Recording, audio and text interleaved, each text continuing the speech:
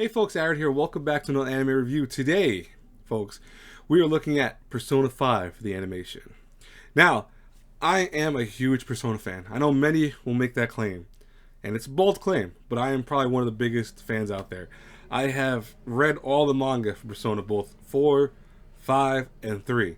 I have played all the games, including Persona 1, 2, the remaster, excuse me, for PSP, of the first one, which is Revelations, and Innocent Sin and Eternal Punishment, which is the PS1 version that came out on finally the PSP. I have played Persona Q, which is the Etrian Odyssey slash Persona crossover. I have played all of these games. I played the Dancing in the Night series, the ones of rhythm-based games. I have played and read everything Persona that I can get my hands on. I bought Persona 5 Scramble, which is something unrelated to what we're talking about today, but I bought that, the import one, because I couldn't wait for it to come out in English, and now it's in English, and I'm buying the English version to play that. Yes, I am a big fan of Persona. I am such a big fan that I bought the Persona 5 anime Blu-ray.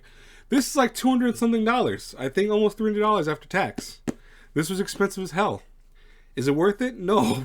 We'll get into that in a second why it's not worth it. But I still love it. It's Persona 5. It's got a beautiful art box. It's got beautiful art cards. The Blu-ray covers are incredibly rich and detailed. I don't know if you can see that, but they're really gorgeous. And I own several art books for both Persona 5, 4, and 3. So it's like, I wanted that. This was hard because I'll tell you this right now. Folks, you can watch Persona 5, and if you're like, oh, I don't want to watch the Japanese version because you're like me, I really didn't want to watch the Japanese version. Not because I don't like sub, but more because I've played the games in English, and I wanted to have the same voice actors just to make it where I can relate more with these characters again. There's plenty of other places. I think Crunchyroll and Funimation both have Persona 5, I believe. One of those might not have it. I apologize in advance if they don't. But one of those has it, and it has both the English and Japanese dub, so you could watch that and not have an issue with it. So there's no excuse to say, oh, I'm not watching because of that.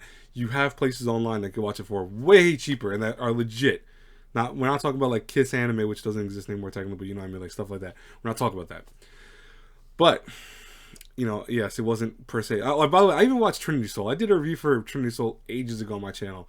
Trinity Soul sucks. It's, to me, one of the worst Persona anime ever, and it's just one of the worst Persona stories ever. But I watched that. I own the collector's edition for the second volume, and I own the regular version for the first one, because the first one's collector's edition is like $300. I ain't buying that. I ain't spending $300. I don't care.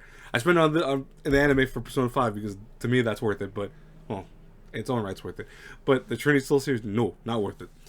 Anyways, though, let's move away from that. But I'm gonna say this right now: the reviews for Persona 5 the animation are very mixed. I've met a lot of Persona fans like myself that we talk about this quite often. What did Persona 5 the animation do wrong? Because here's a fun fact. Persona 4 the animation was well received. People loved it. They thought it was great. The animation was gorgeous for it. I think it was, I forget who did the Persona 4 in the animation. I want to say it was Ufotable, but I could be wrong. It could have been another studio. So I apologize in advance. And I didn't do my research for that prior to doing this review. But I know that Cloverworks, does Persona 5 the animation, which, if you didn't know Cloverworks does Dawn of the Franxx, the Promised Neverland adaptation, anime adaptation. But, it's weird because Persona 4 the anime did so well. It was so well received. The Persona 3 movies, which are 4 of them, are incredible. They are some of the most beautiful animation. That I definitely know is done by Ufotable. And it looks just like mind-blowing. It's incredible. And then you got Persona 5 the animation, which, yes, looks very good. I won't lie. It's a great looking show.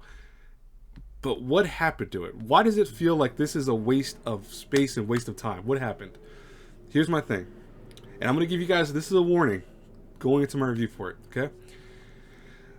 Do not play the game. Don't play Persona 5 or Royal before watching the anime. Or don't do, either reverse that. Don't do that. If you watch the anime for Persona 5, watch it significantly after you play the games. Watch it when you start forgetting parts of the story. Like, if, you can't remember where the first boss was, or you can't remember this. It's time to go watch the anime. That's the perfect time, because it'll be like a refresher course. Because the Persona 5, the animation, the biggest fault of it right off the bat, and I'll tell you this before I even get into my review for it, This is a regurgitation of the story of the game, and it's done bit by bit that it becomes almost boring for a person that's played the game. Like, I played Persona 5 and Royal. I played them like almost twice entirely for both of them. The first one I played twice. The second one I played once. I'm going my second time actually of recent. I stopped playing it because I'm playing other games right now. But, you know, going into the anime then after, it's like the hardest experience in the world, because you watch it and it's like, wow, this is the same stuff I just saw 10 minutes ago or an hour ago or a day ago. You can't do that. You have to watch this either after having some time past playing the games, watch it before playing the games, just watch it sometime within not playing the games. That's the best way to put it. Now, we'll talk more, obviously, about the review, but let me first get into the synopsis of the story. And for pronunciation purposes, only because I screw his name up every time I've done this review so far, and I've had to redo this review several times, I'm gonna look up on Mal how to say it. So it's Ren Amamiya, who they called the Joker in this. They call him Ren Amamiya, which is questionable tone, right? It doesn't make as much sense, I think, as the Japanese version of the manga, which gave him a name that sounded close to like Joker or something like that, or Thief, I think it meant. But, you know, you get the whole point of it. But Ren Amamiya is a regular high school student who ends up watching a young man beat up on a girl and does the heroic thing, the right act of trying to stop this man, and he pushes him away, which injures the guy and thinks he's the hero. He just saved the day. No, what unfortunately happened is he pushed the wrong type of person and ends up getting in trouble for it. Not, you know, the person who was actually bullying the girl doesn't get in trouble, and he gets in trouble. So he ends up getting put in probation. He has to transfer schools for a year. His parents, which I don't understand why in any form, takes him and tells him, you got to move with this family friend we have and stay with him for a year while you go to school over there. That don't make sense. I don't think parents should send off their kids to other people's random houses. Like, I mean, I get your family if it's like your uncle or your aunt or you maybe grandparents for a year because of what you did. Not to some stranger, but you know what? Get past that. We'll go past that. Anyways, because it's stupid to me. I'm personally, it's a stupid concept to me. But anyways, as Ren gets to his new environment, he quickly learns there's something very strange going on, and he ends up awakening to his persona when he enters a palace, which we'll talk more about later in the review.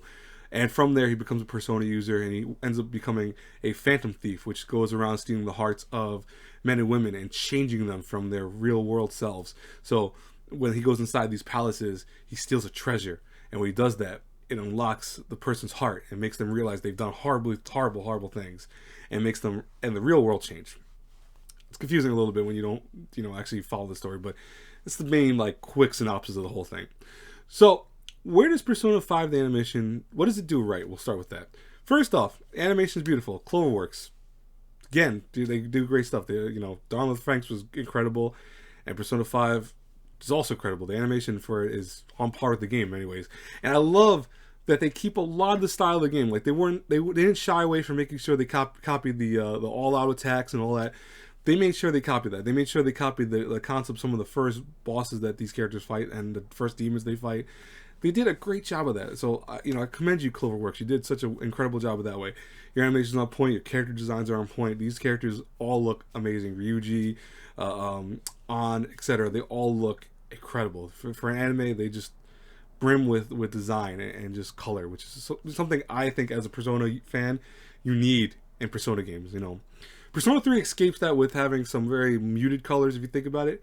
But it works for the whole story because it's kind of meant to be a dark tale, and Persona 4 changed it by having more of a kind of upbeat and vibrant color, and then Persona 5 kind of upped the ante a little bit more and made it more upbeat and colorful. But anyways, getting away from that, so that's perfect. Soundtrack, incredible. Like, the soundtrack for Persona 5, the anime, is great. They do some remixes of some of the songs. They have new openings, closings of the series. All good. I have no issues with it. It's very solid overall, and I love the new tracks they added. I think some of them are just on point. Really, really well done. And of course, the story. We'll talk about that. This is where the review will split. This is where I start going to the bad stuff, but also I'm going to stay with the good stuff. Follow me here. In terms of good, they did a great job of making sure they went blow by blow with the game. So instead of changing story up or changing characters up or changing plot lines up, no, they didn't do that. They went and focused on making sure this was the game in entirety. They have all the little minor details. They have it, even when they don't do all the social links and all that, they have them show up in some scenes. They have actually plenty of the in-game kind of references to other stories from Persona. Like, for example, there's a Rise picture that shows up in, I think it's Shibuya, and they show it on the poster, giant board of her doing an acting movie, and that's something that's in the game, which I think that's so cool that they made sure to make those little minor details noticeable. So I'm happy with that. They did a great job in terms of that. Where it starts going off tangent is because you start realizing this is the game. As I said before, this is a blow-by-blow thing to the game. It is like reading the dang game and watching the game over again. It's everything they do is the game. And what's the problem with that is if you watch that right after playing the game, like I said before, it's boring. It's mind-numbingly boring because you've played it, you've done it already. So it's like, hey, imagine this, for example. Imagine you have a friend that loves talking about Persona, and now it keeps telling you constantly, yo, do you know where this happens at? And this happens. Oh my god, I can't believe that happened. And you're like, yeah, no, I know. I know. Yes, I know. I played the game. I know. That's the feeling of watching the anime. It's like you're watching it and you're like, yep, I remember this. Yeah, I remember that too. Oh, yep, I remember that. Oh, hey, that's pretty cool. Remember that happening. That's what happens when you're watching it. It's just regurgitation of the story. That's what kills this whole thing. It's nothing else but that. And that's enough to make this boring. That's what's incredible about it. Because, like I said before, Persona 5, the animation has everything going for it. It has a great soundtrack, has great designs, has great animation. It's incredible. Aniplex, messes it up by having this huge price tag on the Blu-ray for it, which, that's a whole thing in its own right. But why they did that, I don't know. But, at least they had it on other sites for people to watch this who didn't want to spend money on it. But just the story, just the element of watching this after the fact kills this whole anime. It makes it so boring. Like, here's the thing, like, even okay, for the Attack on Titan fans out there, right now we're watching the final season, which is incredible, by the way. If you've read the manga like I have, and I'm on point, so far on point with the manga, so I know where it's going with it. You know how the story's going. You know how everything's happening. Nothing's surprising. You didn't get surprised by the sudden death that happened in one of the episodes recently. You didn't get surprised by this stuff because you knew what happened. But it still was incredible to watch it. It was like, wow, watching an anime is incredible. That's because the animation for all the Attack of Titans don't follow the exact concepts of the manga. Yes, it follows the story, but it does it in its own way. Persona 5, the animation is very safe. It goes where it's like, they don't want to mess up anything because they knew the Persona fan base is big. So I think they went with the safe route. I think Cloverworks went like, we can't touch too much. We got to make sure we focus on these characters. Every little detail, every little joke, even some of the jokes are rehashed from the game, which is why you could have made some new jokes for the story, but whatever, again, safe thing. They went too safe with it, and because they did, it just feels like you're watching the same thing over and over. And I have to keep saying that over and over again because I have to put that out there. I don't think it deserves the 6s I see on Mal. Like, I'm looking right now on Mal. It's a 6.47 right now. I don't think it deserves that low of a number. I think it should be way higher. I think at least a 7.5 in terms of aggregate score, because I know it's like how many people reviewed this, obviously, but I feel like the people that reviewed it really were those people that played it right after the game and watched it right after the game and then decided to do that. But here's the thing. I don't want to go on forever kind of hating on Persona 5 because it's really not a bad anime. It's not. It does everything right. Its story is good. Its characters are good. Everything's about it. It's amazing.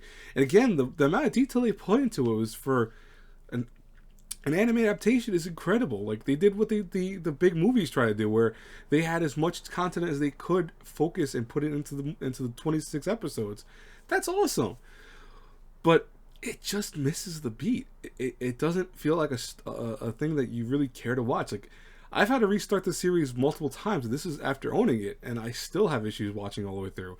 And once you finally do, it's like, I'm done. I don't ever have to watch this again. You're almost happy about that. And that's a shame because it's like, why would I ever feel like that? Because like even with the Persona 3 movies, those are rehashings of the games, but they're done so incredibly well because they do things that they change the story up a little bit here and there.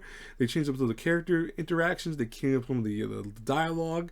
They make it more flowing. It makes it feel like it's a fresh story within the same thing we know. So it doesn't go into the realms of like, oh, you just completely changed up everything. No, it changes up what needs to be changed up. And that's what it should do. They didn't do that Persona 5 the animation. But that's why if I had to review Persona 5 the anime between an A through F, as much as it hurts me to do, I'm going to give it a C. And I mean like C, just mid-grade C, no C minus or C plus. C. Persona 5 the animation is not a bad anime. I don't think it deserves a 6.47, I'll be honest with you. I do feel it deserves a C because, you know, or like the 7.5 at the bare minimum, because it's boring. It's the best way to put it. It's boring if you are someone that played the game already. If you go into this completely unaware of everything, completely unaware of Persona 4, completely unaware of Persona 5, the first game or the Royal version, which is, by the way, significantly better, you probably will find this to be one of the better anime out there. I guarantee it. I really do. Because I've talked to some people personally that have never played the Persona games but have watched the animes for Persona 4 and 5 and feel like, they're like giving it A's because they're like, oh my god, it's so good. Why would people give it bad reviews? Because you don't know where it's coming from. And I think that's what kills it. Now, that's why I'm going to give you a kind of a side review for this. Not a side review, but like a side score. If you're brand new into this, you're probably going to give this maybe like an 8, like we'll say a B plus or an A minus. That's probably what I would say if you're brand new to Persona and you've never played Persona 5, the games in any form. You probably will give it a high review. And that's completely fine because, to be honest with you, I completely understand doing that. It makes sense to me giving it a high score if you never knew the source material.